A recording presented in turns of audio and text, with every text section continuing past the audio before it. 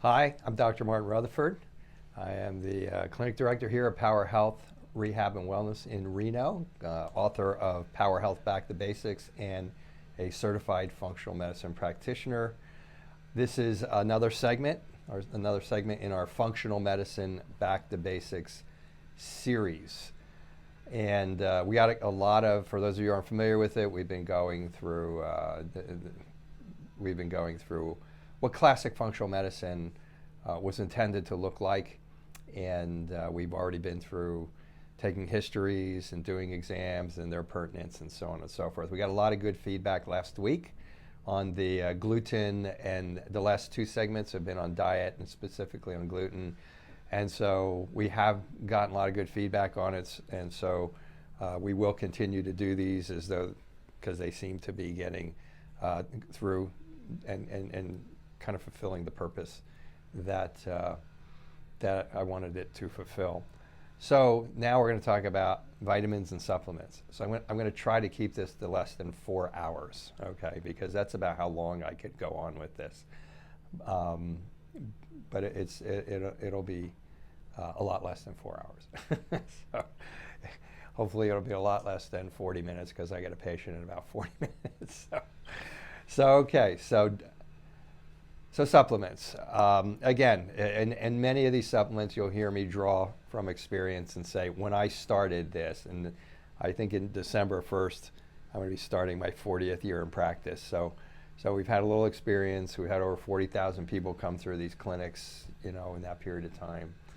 And just to watch the difference in trends, and it went from, supplements and you're a quack and that type of stuff, to now supplements are everywhere. They're actually, in this town, and I'm sure in your town, there are now doctors, more frequently nurse practitioners, physician's assistants that are now seem to be agreeing with and even suggesting supplementation for things like high blood pressure and high cholesterol and so on and so forth. So that's quite a switch. That acceptance has been a two-edged sword because supplements are not regulated for the most part. And so it creates kind of like, I'm here in Reno, Nevada, which is like used to be the wild, wild west. To some degree, it still is the wild, wild west. But not having the rules, not having the regulation allows for a lot of things to take place, a lot of creativity and a lot of profitability on supplements that maybe aren't the best supplements. So we'll probably be talking about that and a number of other things. Right now, my attention is on supplements, people using the right supplements, people using supplements that are going to be effective. I do a lot of work with people who are not in my city and who travel to get here. And sometimes they travel a long distance. Sometimes, I have patients currently I have a patient from Hong Kong. Sometimes it's hard to get our supplements to them, so they start saying, can I get mine? Can I get mine at the local Costco, or can I get mine at the local Walmart or the local, they have all these in China apparently. And that makes me a little bit, I'm trying to help people to get well. And the one thing about drugs is there's a fair consistency in drugs. I'm not an anti-drug guy per se, and I'm not a pro-drug guy per se. But there is a consistency with medications. You know what you get, you take it, you feel better, you have terrible side effects, you stop it, you take another one. We don't seem to have that agreement in the supplement world, okay? I cannot tell you the scores and scores and hundreds of people that have come in here with bags and bags of supplements, and we'll talk about that. And I'll say, are they helping you? And astonishingly, they'll say, no. I don't know if they're helping me. No, or I don't know if they're helping. But they're afraid not to be taking them because they've read that they need them because this one is for oxidation and this one brings down inflammation and those types of things.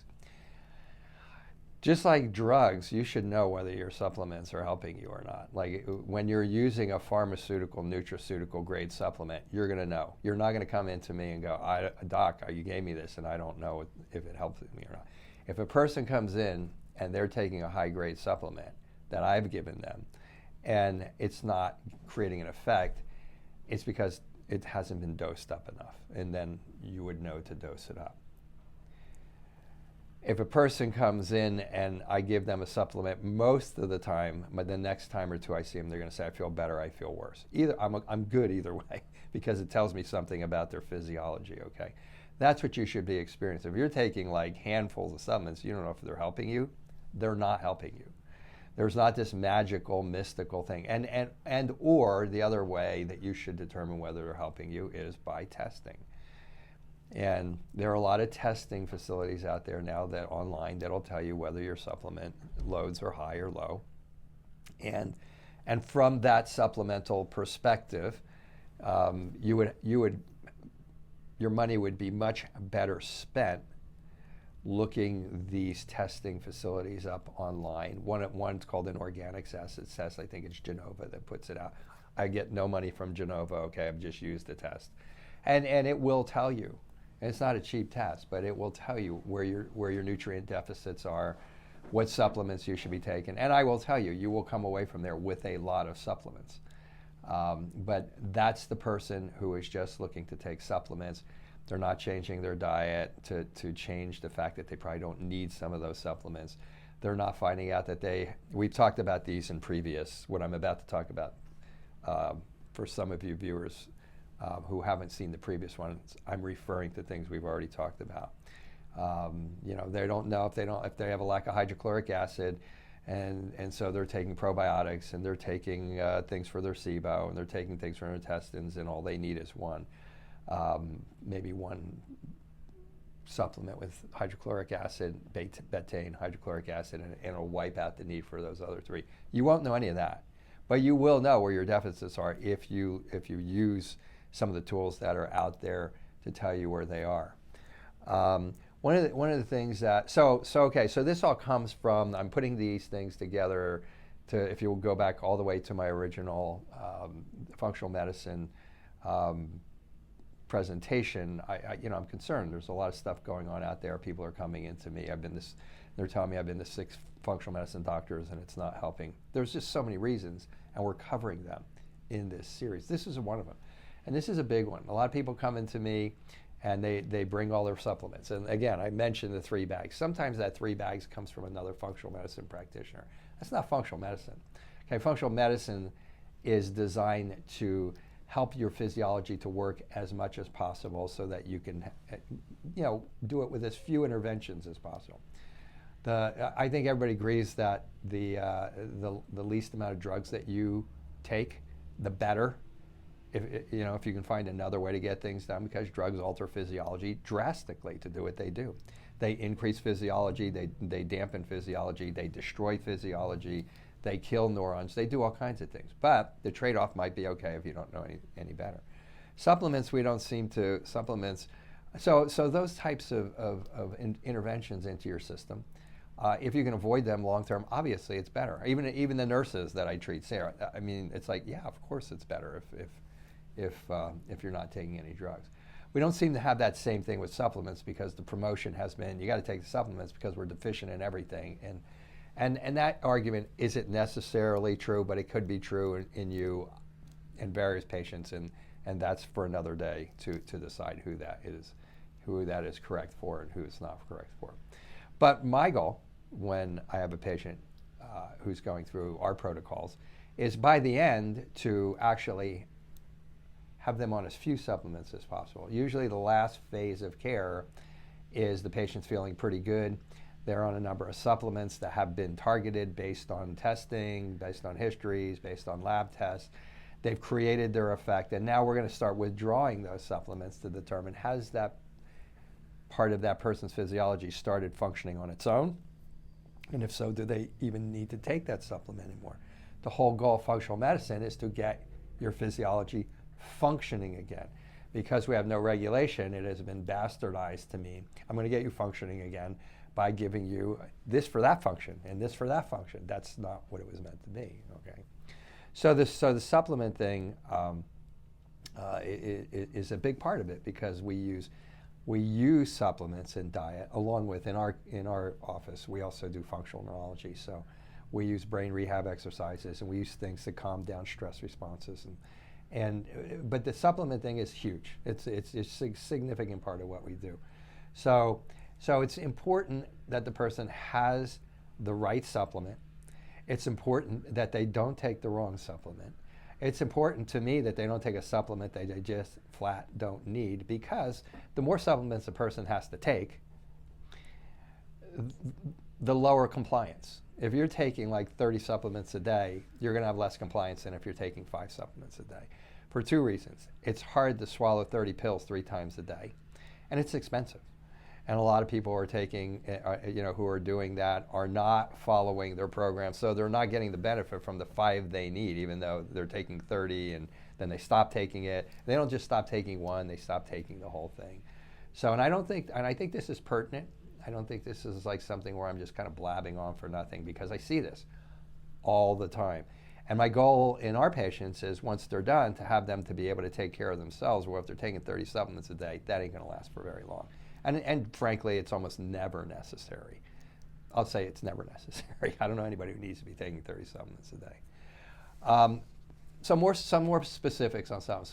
So for me, when a person comes in here, I'm really trying to target as specifically as possible what their needs are. We do the history, we do the exam, we do all the stuff we talked about previously, and then we do testing. Some of the testing we do is specific to specific supplements that we see are kind of foundational to a person getting better. We talked about the foundation of functional medicine, what that is. And some of the foundation is vitamin D, and some of the foundation is vitamin A, and some of the foundation is essential fatty acids. Some of the foundation could be CoQ10. There's some foundational supplements relative to what we do, which is general physiology and brain function. We do a couple of tests, and we'll find out what is that person's essential fatty acids. People go out there, they start taking fish oils. Fish oil is the big thing today. A lot of people are coming in here and they're taking fish oils, but their skin's still flaking. They're still dry. Their blood sugar's still up. All these things that the fish oil should be helping are still there when they get here. They're never taking enough. Never. We'll always evaluate them, and they're frequently taking, for them, we have a test that will show how much they're supposed to take. They're frequently taking, if they're taking it, they're frequently taking 25% on average of what they need for their specific physiology. Vitamin D, historically low. Everybody's in here on D now. There's D's all over the place. You should take it, you shouldn't take it. You should take it. If your vitamin D is low, you should take it. Problem with vitamin D. First of all, most people read an article, they need vitamin D, and somebody tells them they should take 1,000, 2,000 a day in an article in the magazine. So they take it. It's not doing anything. If you have a vitamin D problem, you usually need to be at like 5,000 units a day. Now, don't go running out and start 5,000 units a day unless you go get a vitamin D test, okay? Because there are nuances to vitamin D. You might store vitamin D, so 5,000 a day might be too much for you. There's not that many people that 5,000 a day might be too much for, but it would be just my luck that you would be the one that it was too much for, okay? So you need to go test it. You need to go test it and find out if you actually, you may store vitamin D, and if you store it too much, then even a little bit of D can be too much. But the vast majority of people come in, they're taking 1,000, 2,000 units. Now, I'm not going to get into my specific protocols for vitamin D, but I'm going to tell you that we do vitamin D on everybody who comes in here, and with very, very few exceptions, people's ranges are much lower than the norm. And this is an interesting thing that applies to other supplements, but I'm using vitamin D as an example. I'm not going to walk through every supplement here. The range for vitamin D in most labs in the United States of America is 30 to 100. Most people come in here, the people who come in here are sick, people who come in here have autoimmune problems, people who come in here on PTSD, people come in here have leaky gut, food sensitivity, SIBO, I mean, some have all of it, okay? Their vitamin D is usually going to be below the norm. It's just because vitamin D is trying to help to dampen a lot of the immune responses and inflammation that's causing a lot of their problems. So it's just being sucked up out of it. But so they're taking D because now their doctor told them to take D. Or so it's popular now. It's correctly popular now. Okay, so it's popular, but we're not dosing enough. Now I'm just going to tell you what I tell my patients. Okay. We treat people from a lot of different countries, and in other countries, the ranges are for vitamin D are like 100 to 300. So if you go back to what I said just a few minutes ago, the American range is 30 to 100. Several countries in Europe, it's like 100 to 300. The lady from Hong Kong, their range is 95 to 233. So basically, we're not taking enough vitamin D, okay? Now I'm just gonna leave it at that. The point is this, dosing is important. So you go to the store, you get a vitamin D. I have a lot of people who go to Costco. Now, I'm not putting a bang on Costco stuff. There are things in there. There are things in some of their supplements, or more than some of their supplements, that my patients shouldn't be taking because there's things in there that could create allergic responses. Most of my patients have autoimmunity. They have leaky gut. They have seasonal allergies. They have food sensitivities. These folks do not do well with supplements that are not pure. But I think Costco's supplements probably have it in what they say. We're going to talk about that in a second here. But people go, I took this bottle and it's so much cheaper than yours and stuff like that. Except their bottle, you have to take like 10 of their capsules to get one of what's in this bottle. Just something small like that, like not looking at the milligrams and the dosages. So they really weren't saving a whole lot of money getting that big bottle of fish oil over there. Although their fish oil is actually okay, but there is a little bit of stuff in there that for my patients, not for everybody, but for my patients, I'm a little uncomfortable with. Where I'm going with this is I'm talking to you because I'm trying to get people better here, and our supplements are not cheap. Our supplements are probably among the most expensive supplements that are out there. They are only sold to doctors. They are pharmaceutical nutraceuticals. They are powerful. You do not take them and say, I don't know if it's helping me or not. You'll come back to me and say, I took those, doc, and I feel like crap, I'm dizzy. Or you'll come back and go, it's a miracle. I love that stuff. So because we use the right supplements, and we eventually understand how to get the person to the right dosages, we do the testing to find out what supplements the person really potentially needs and doesn't need. And so you can be very targeted on this. And I go back to saying it's the wild, wild west out there. So because I'm a small business, if you will, I can only order so many of these supplements at a time. I order them from companies that are pristine. Several of my companies that I use are from California, and it's popular to bash California today, and I've been known to do that occasionally. We're like 10 miles from California where I'm sitting right here, so we have a lot of interaction with Californians, and we tease each other. But California has the strictest rules on the planet for making supplements. I mean, they have this thing called Prop 63, I think it is. And like to be able to pass that, I mean, your supplements have to have what they say. They can't have any binders in them. They got to be pristine. You got to be able to eat off the floors of these labs. When you're walking through a lot of these shopping stores and out there and grocery stores and stuff, not all of those supplements meet that level. And there might be some, okay, but there's not a lot.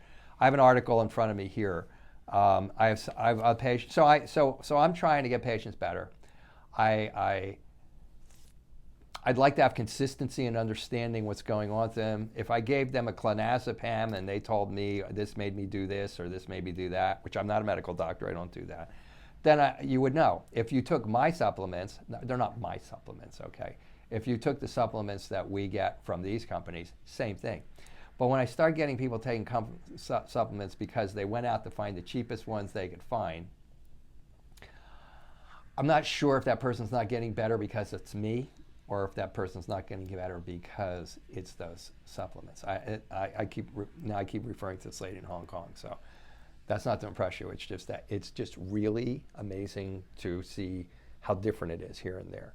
So she goes, and we're giving her something called DHEA, based on testing, based on the need for it. Not because she read some article and said, I think DHEA is going to give me a lot of energy, and I think it's really good. Man, you take DHEA when you don't need it.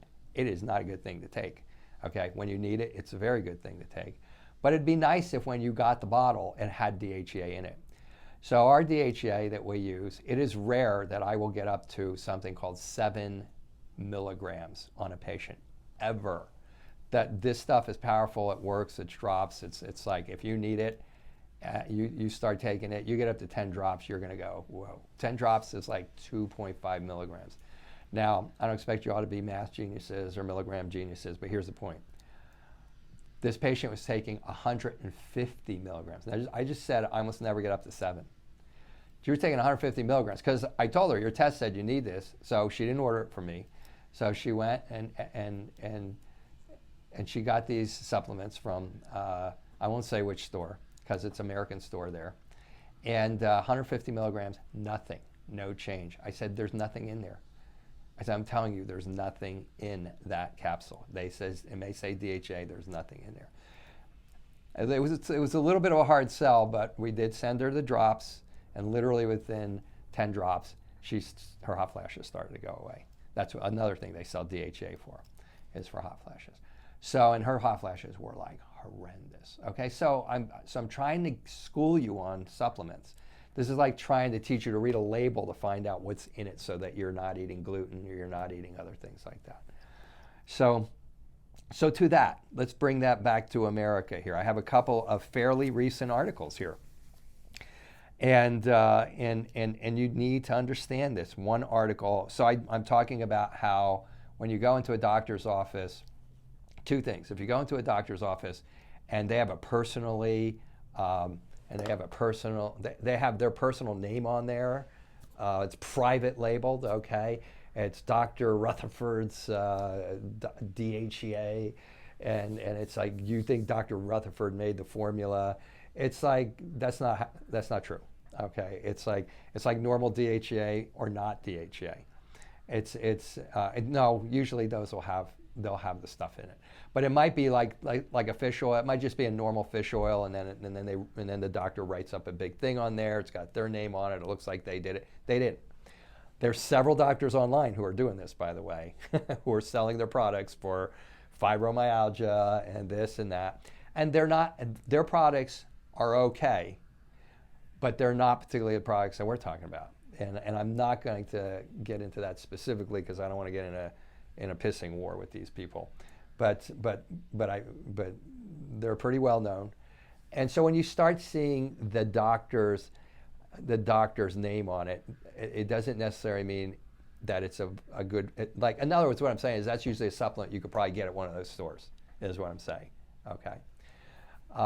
There was one I was reading the other day, and I researched it, and the doctor actually had put this formula together. He had a patent on it and so on and so forth. So I don't know if you were going to go to that length to see if Susie supplements are actually hers. But just across the line, these doctors did not put these formulas together unless they have a patent. Okay. But the more important thing is for example, the supplements I use, you cannot get online.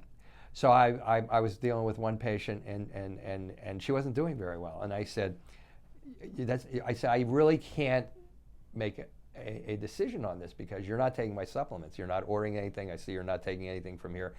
You know, I'm not here to sell supplements, frankly. I'm here to get you out of here with as few as possible. But that's because I use real supplements. No, I'm taking all your supplements. And one of the I'll tell you, one of the supplement lines I use is called Apex Energetics. I have no financial fiduciary thing there, okay, just for the record. But these guys have been great. Their products are good. They're ahead of the curve. They're a great company. But you can't get them online. You can only get them in medical doctors or chiropractors or functional medicine doctors' offices. But this lady claimed she was getting them online. Apex will tell you when you go to their seminars, if you get them online, they are counterfeits. And people are like shocked. How could that be a counterfeit? Well, here you go. This is not from very long ago. Natural News exclusive. From Natural News exclusive. Amazon sells fake supplements. Now, Amazon isn't like perpetuating this, okay? So don't get me in trouble with Amazon. All right, but the Natural News investigation has confirmed that Amazon.com is functioning as a retail front for a rapidly expanding list of dietary supplement counterfeiters. They're not doing it on purpose, okay? Who profit by exploiting Amazon.com's trust factor to sell fake products to unsuspecting Amazon customers. Some of the things that Natural News learned: counterfeit dietary supplement companies are very easily able to repeatedly and successfully sell a multitude of counterfeit nutritional products through Amazon.com. I am telling you, that patient thought she was taking my supplements and she wasn't.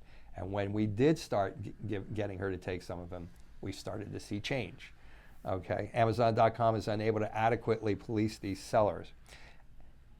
Amazon.com actually lends counterfeit products a higher trust factor by assigning high star ratings to products which are wholly counterfeited. There's a whole process to that by the counterfeiters.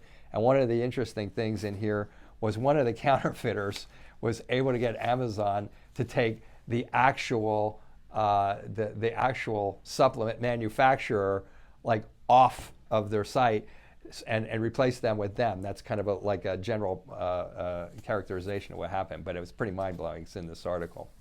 The other thing is, and again, I'm a big fan of Walgreens. I go to Walgreens when I need things because it's right around the corner from my house. My wife loves Target. But FDA finds majority of herbs supplements at GNC, Walmart, Walgreens, and Target don't contain what they claim. Indeed, cheap fillers like wheat and soy powder. So I'm not one of these radical guys who's like trying to go out there and do this.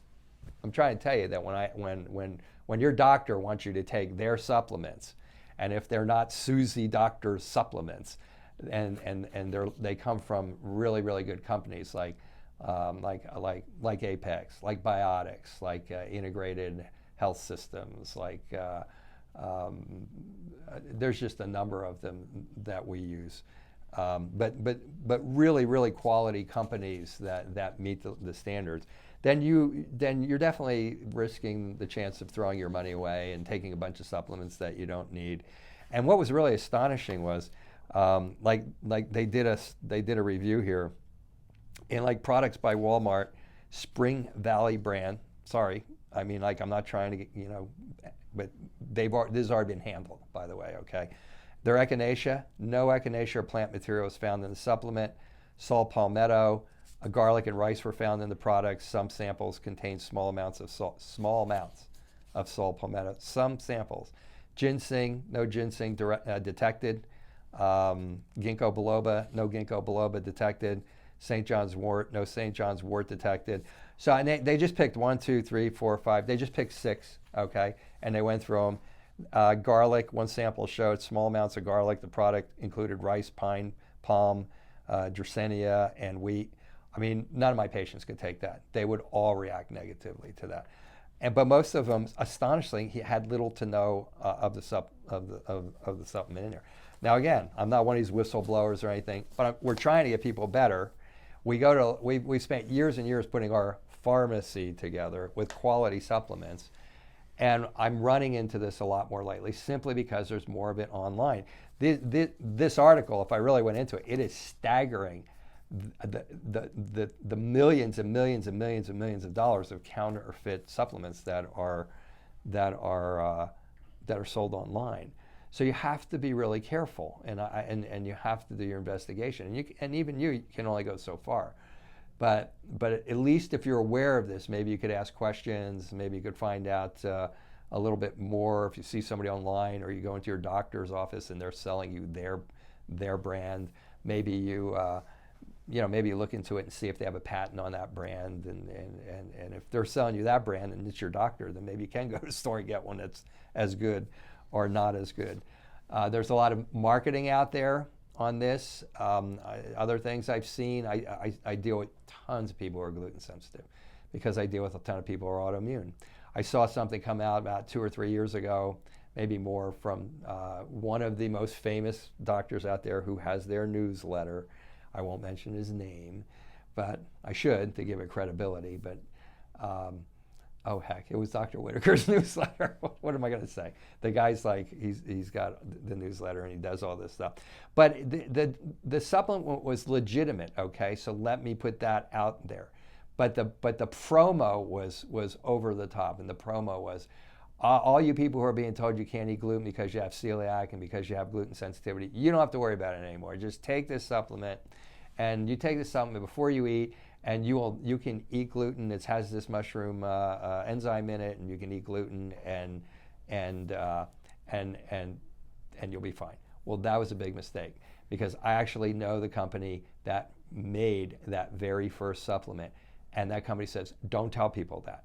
What they said is, give it to people who are gluten sensitive when they know they're going to get stuck in a corner, so that they can take a lot of it before and after, during they eat and after they eat, and then that will cut down their response to a degree, but it's never going to take the replace of that.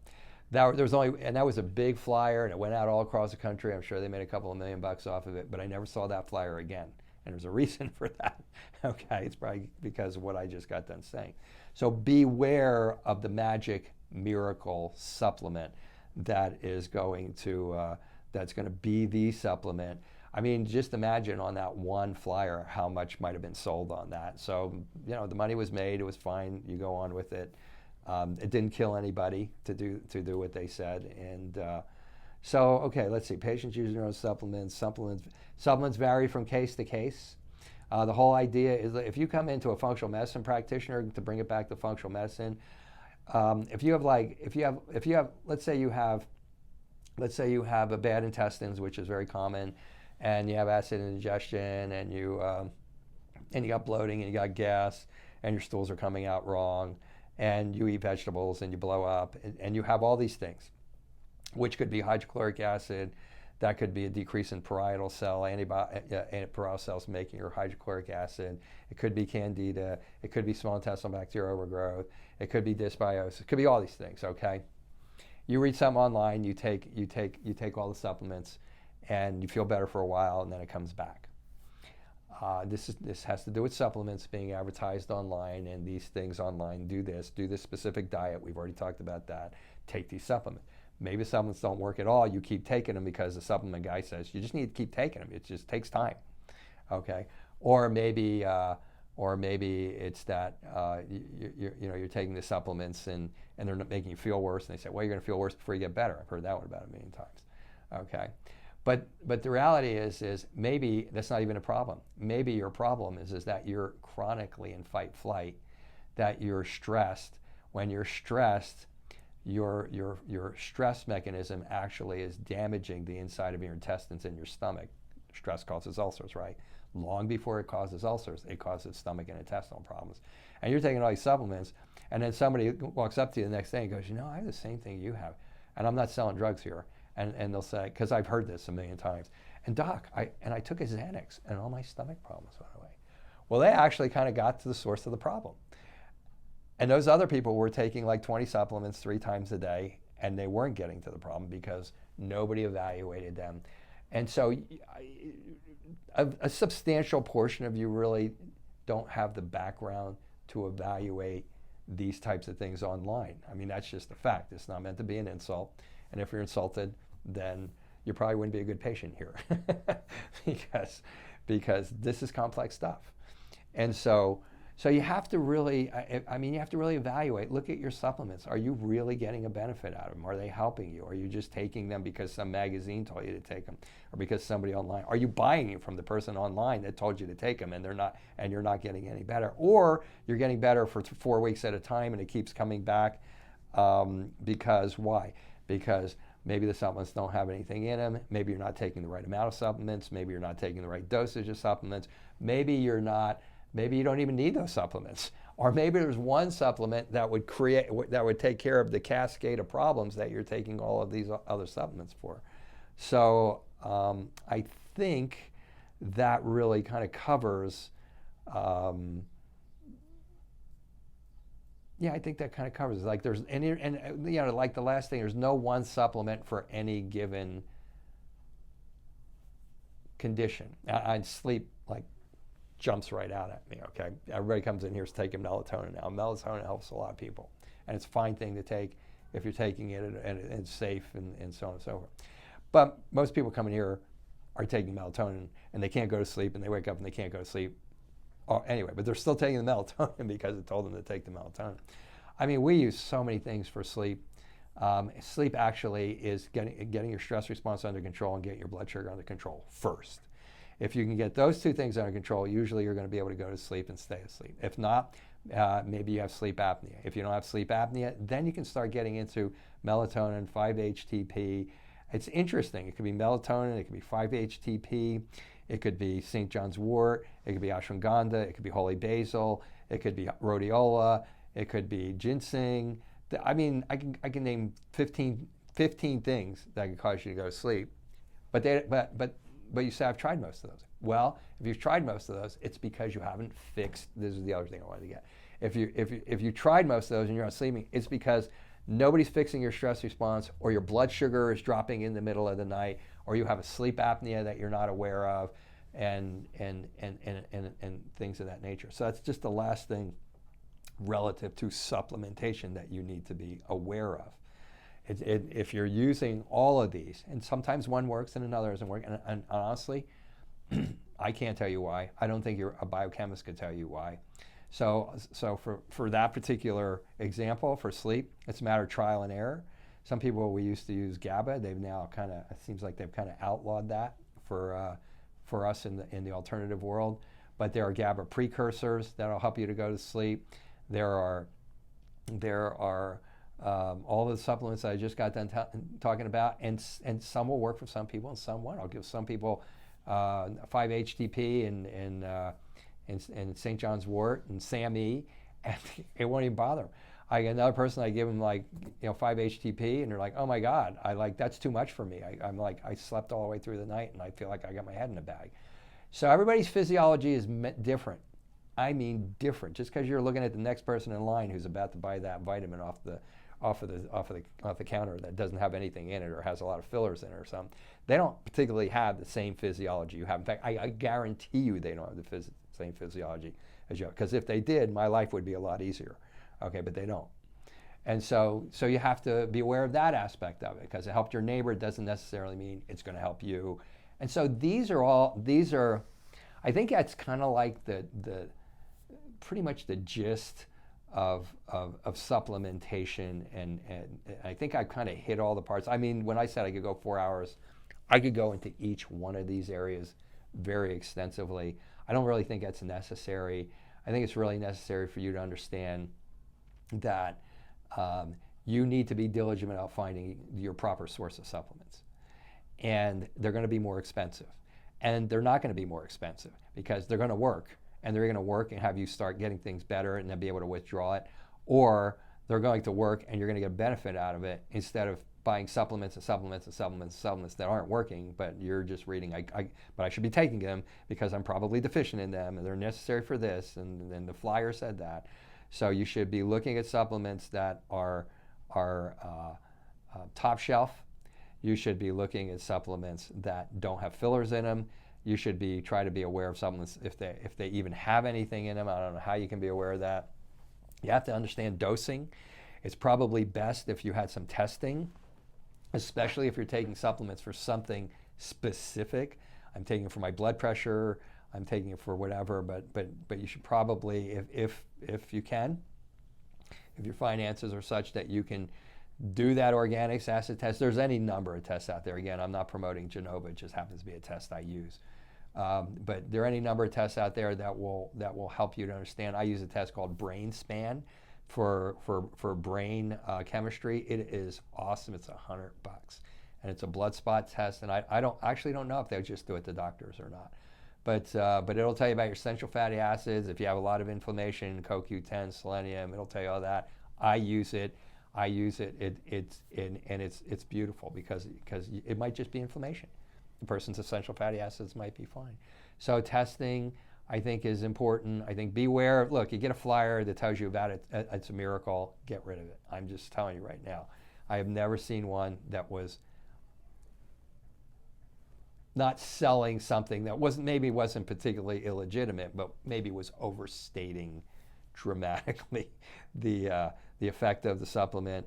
Let's see. I think that's it. I think, and if you go in the doctor's office and they say they're a functional medicine doctor, and you end up walking out of there with three shopping bags full of supplements, you should rethink that. you should rethink that doctor-patient encounter. So I think that's it. I think I covered it. I think usually afterwards I'm always going to remember something I wanted to say, but I think we covered it pretty well.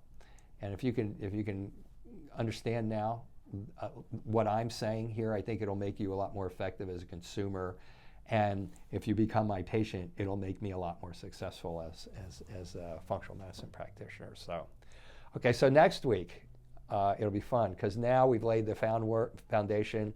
I think I've gone through all of the general aspects of what it really takes to have all of the pieces together, all the data that you need to execute a case, have the proper tools, to have the proper labs, to use the proper supplementation, all of those things. So starting next week, for those of you who want to be armchair functional medicine practitioners, I'm going to start walking through the systems.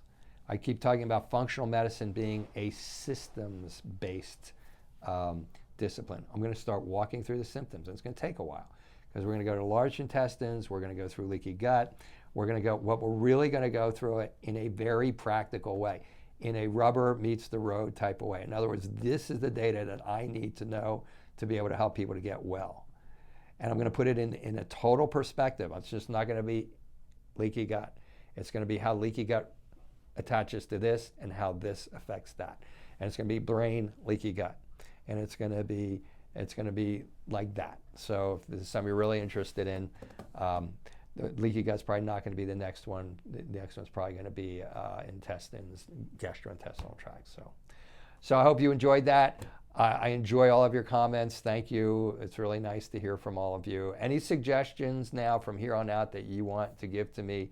I'm always looking for topics that are interesting to you. Please do so. And I will now wrap up until I see you again next time. Take care.